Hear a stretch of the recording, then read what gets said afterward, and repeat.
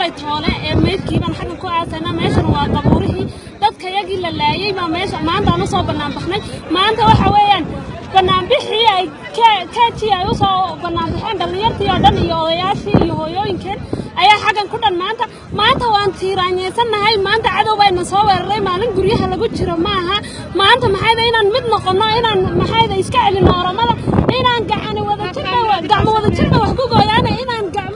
gacmo wada jirba wax ku gooyaan inaan gacmaha isqabsano inaan oramo meel kasta ay joogtaba oramo daan oramo waan naqanaade inaga wadanka maxay Soomaali ka dhignay inaga Soomaaliga barnay maantana hadii ay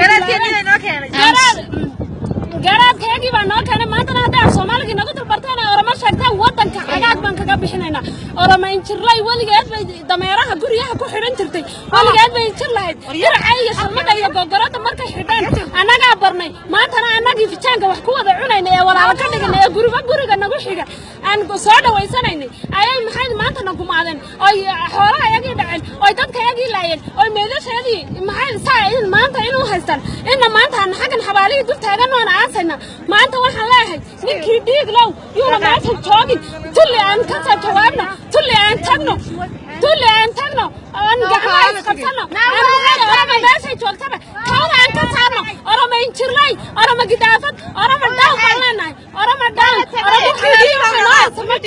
wixii dhiig law aynu sidaan ka shaqeeyeen ismaan wixii dhiig leh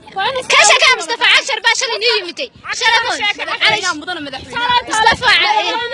فرالك wuxuu soo boqday dadkii dhaawacay faraalka joogay muxuu soo boqday dad maxay dhaawac dadkii meedka wadadii baa xiran wadadii maadaama naga xiran tahay dadka ayaga